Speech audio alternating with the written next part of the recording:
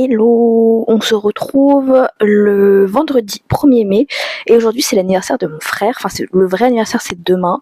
En fait il faut savoir qu'avec mon frère nous avons une énorme différence d'âge très très grande et tout comme moi il est passionné de jeux vidéo, donc du coup je vais lui offrir ceci, c'est Bravely Second End Layer de ma collection personnelle parce que ça fait je ne sais pas combien de temps qu'il le veut. Donc je vais lui offrir et avec la contrepartie évidemment que si je veux y jouer je pourrais y jouer. Et ensuite, je vais lui offrir cette chose. En gros, avec mon frère, on a un délire, c'est que tous les anniversaires ou Noël, on s'offre cette chose. Et c'est horrible, vraiment, c'est des Disney version Wish. Et en fait, on s'est tapé un délire là-dessus, ce qui fait qu'on s'offre tout le temps. Donc là, normalement, à Noël, je vais le recevoir puisque je vais lui offrir. Et à Noël, je le reçois. On se redonne cet immondice, littéralement. Et c'est génial. Donc je vais essayer de lui emballer. Mais pour ça, il faut que je trouve un papier cadeau. Mais je n'ai pas de papier cadeau. J'avais pensé mettre dans une espèce de petite enveloppe en carton. Mais je sais pas, j'ai l'impression que c'est nul. En fait, j'ai l'impression que si je fais un cadeau comme ça va être nul en fait. C'est pas, en fait, on va dire oui, l'emballage, on s'en fout, mais j'ai vraiment envie de lui offrir un truc cool, enfin de lui faire un emballage cool. Donc je sais pas trop ce que je vais faire. Je vais voir. Et ensuite, je pensais utiliser ça. Attendez, je pose. Je pensais utiliser ça. En fait, l'idée, la meuf elle rigole déjà avant d'avoir dit son idée. En gros, comme il sait que ça va être un truc de merde, le DVD il sait que c'est un truc de merde, je me suis dit que j'allais l'emballer là-dedans. Comme ça, il le déballe et il voit. Je vais drôle. Ça donne quelque chose comme ça. Voilà, je trouve ça extraordinairement drôle. Donc, c'est bon, j'ai tout emballé, c'est bon, voilà. Je me marrais toute seule en faisant les colis parce que une fois, à mon anniversaire, il avait fait un cadeau, un emballage cadeau, mais genre sur plusieurs couches, ce qui fait que pour déballer le cadeau, il a fallu mettre genre 5 minutes et on était tous morts de rire, donc c'était vraiment très drôle. Je me suis souvenu de ça et je me suis dit peut-être que là il va galérer aussi puisque c'est un truc un peu type sac poubelle, un peu collant, j'aime bien. Sinon, ce matin, je vais essayer d'écrire un petit peu parce que l'anniversaire est à midi, donc je me dis j'ai un peu le temps. Hier, j'ai répondu au mail en fait de ma ME. J'ai dit avec la grande surprise, si vous savez pas de quoi je parle, regardez la précédente vidéo, mais on m'a dit que j'étais la reine du teasing. Et ça m'a fait plaisir. Donc, je vais essayer d'écrire un petit peu ce matin. J'aimerais bien, idéalement, écrire 500 mots. Je sais pas si j'y arriverai ou pas. Honnêtement, je n'en sais rien, mais on va quand même essayer. Parce qu'il faut que ça avance. J'ai atteint les 13 000 mots hier. Donc, je suis très contente de moi. Le roman avance bien. J'aime de plus en plus mes personnages. Ils sont de plus en plus affirmés. Et ce que j'aime bien, c'est que j'utilise beaucoup le show don't tell. Donc en gros, c'est vraiment ne pas montrer, c'est plutôt faire comprendre. Et je pense que mon personnage, mon protagoniste masculin, a toutes les chances de plaire aux madames. Je dis ça comme ça, je ne dis rien.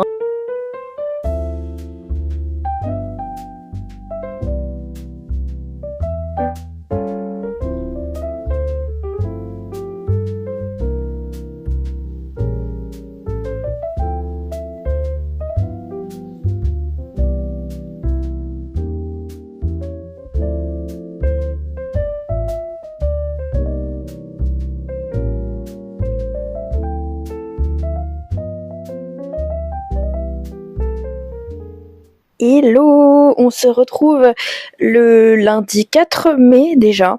Ça passe vite quand même en vrai, non? J'ai l'impression de dire ça à chaque vlog, mais c'est vrai, non? Je voulais vous faire un petit update de ma journée, en sachant que en fait aujourd'hui j'ai pas énormément écrit parce que ma matinée s'est consacrée aux courses. Voilà.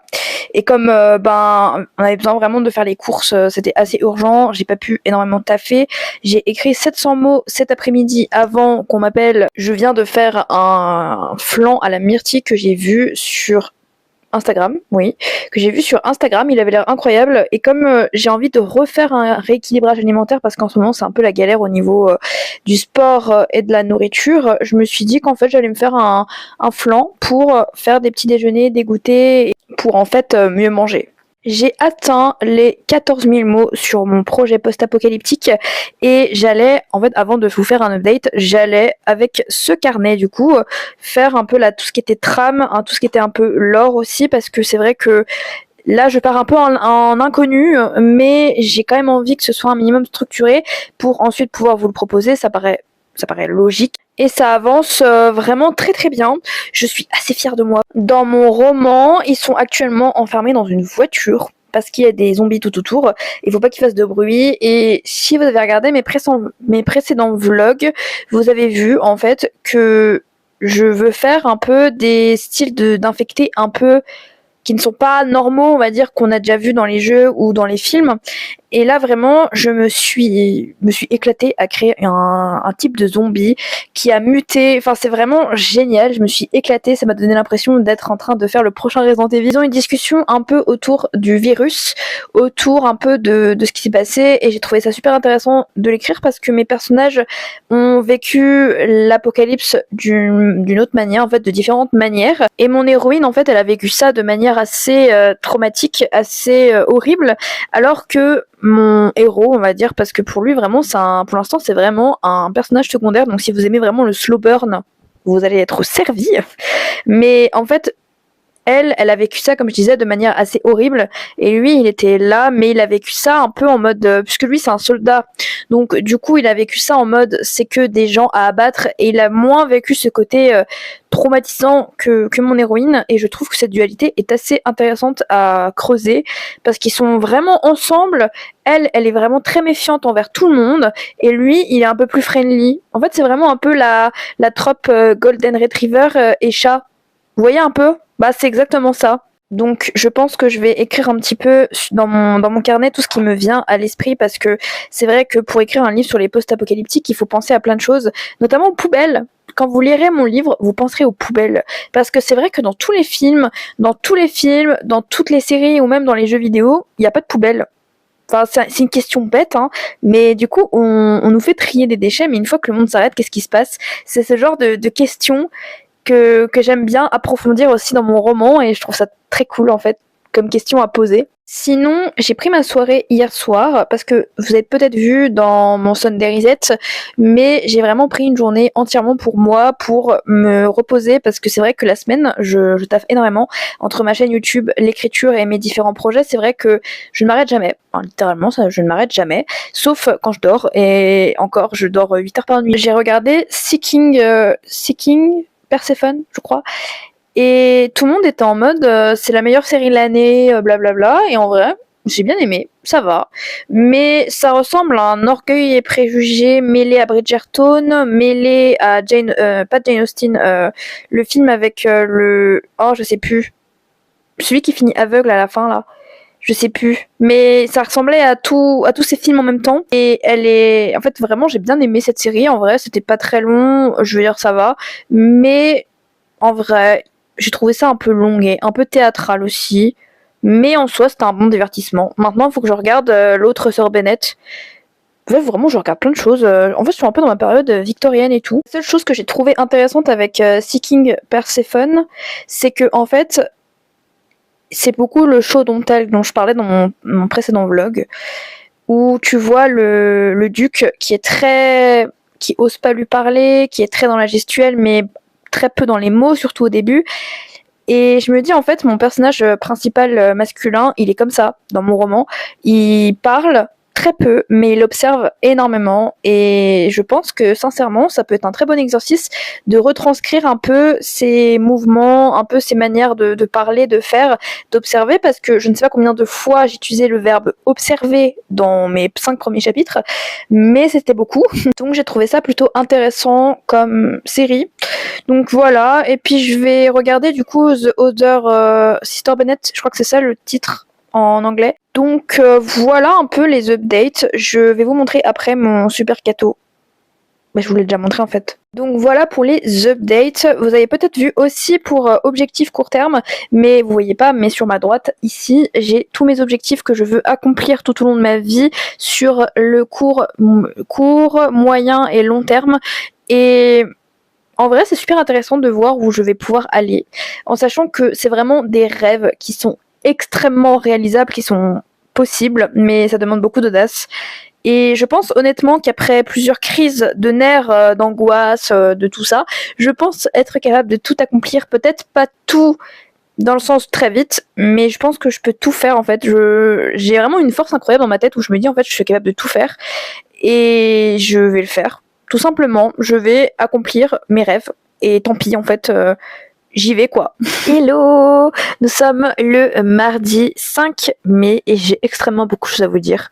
En fait, j'ai énormément de trucs à vous dire, vraiment. Ce matin, j'ai aligné environ 700 mots sur mon roman post-apocalyptique et je me suis confrontée à quelque chose qui ne m'est pas arrivé depuis très longtemps et ça m'a vraiment fait bizarre.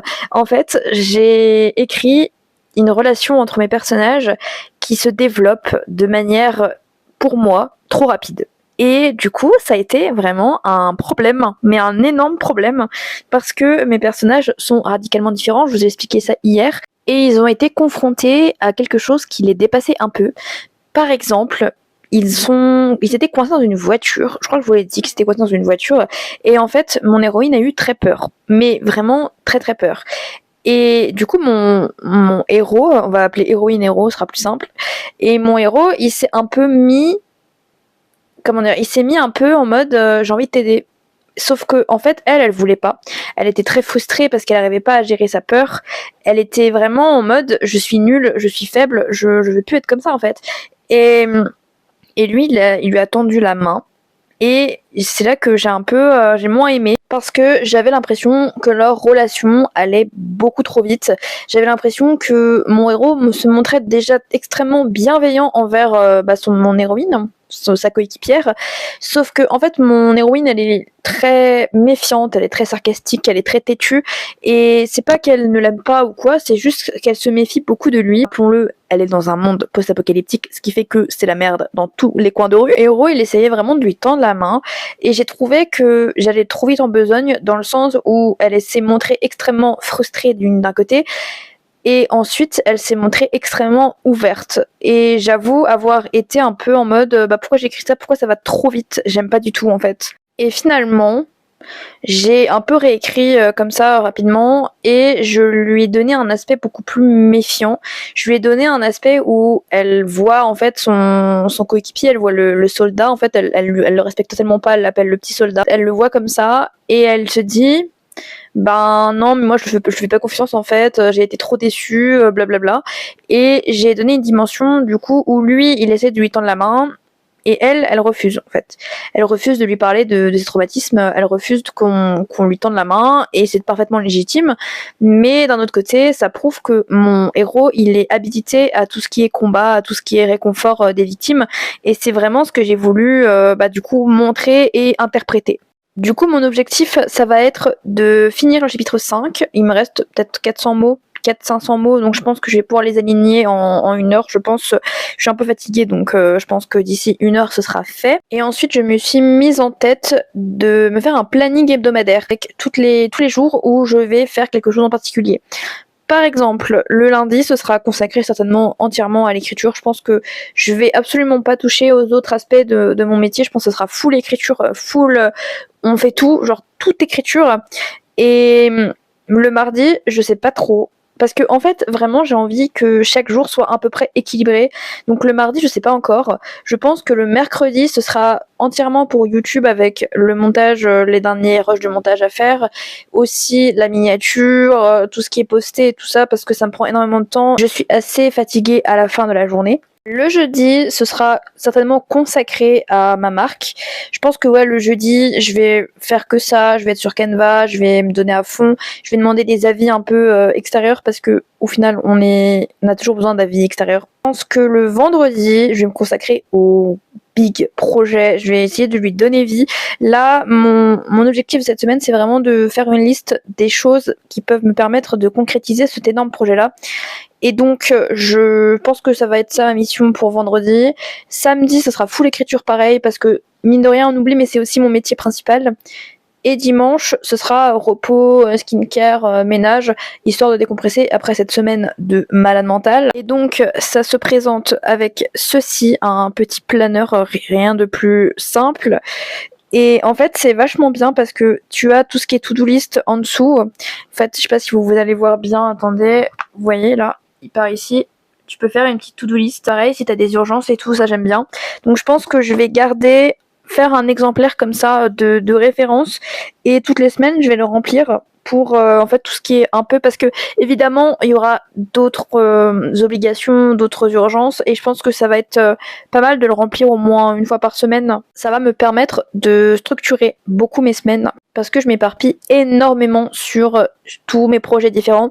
Je me dis que je vais me lancer sur tel et tel projet, mais je le fais jamais parce que toutes mes journées sont rythmées par mes 2000 mots, et comme j'avais dit que j'allais me faire le challenge des 2000 mots, je me suis plutôt dit de faire les 500 mots quand c'est pas ma priorité du jour. Je sais que je peux écrire 500 mots comme ça en 30 minutes, mais je pense que c'est plus facile de me dire que je peux écrire 500 mots alors que c'est pas mon objectif principal. Rester connecté à mon écriture tout en étant un peu déconnecté quand même, parce que en vrai, on va pas se mentir, si je ne fais qu'écrire, ça ne va pas avancer mes autres projets. Donc je pense remplir du coup ce fameux planeur, parce qu'ici on est là pour réaliser ses objectifs, on est là pour être les personnes qu'on a envie de devenir, les PDG de notre vie littéralement, et c'est pas en m'éparpillant comme ça que je vais y arriver, donc je me suis dit que j'allais le faire en regardant ma vidéo. Donc on se retrouve tout à l'heure, parce que là je vais aller finir de remplir du coup mon tableau, et après je vais essayer d'écrire un petit peu,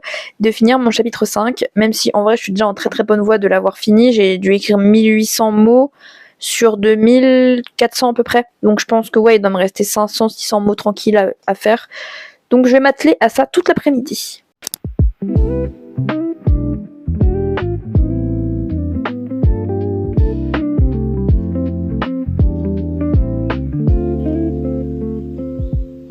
Hello, nous sommes le mercredi 6 mai et j'ai beaucoup de choses à vous dire. J'ai aussi 2-3 choses à vous montrer. Ce matin, j'ai réussi à écrire 700 mots, et en fait, je sais pas si je vous ai dit hier.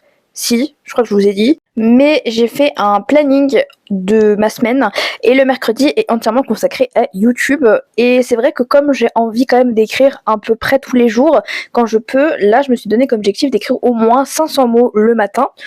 Et en fait, j'ai écrit 700 mots ce matin. Et l'après-midi, ça a été un peu plus compliqué parce que toujours des imprévus dans ma vie. J'aurais été tranquille l'après-midi, mais en fait, non.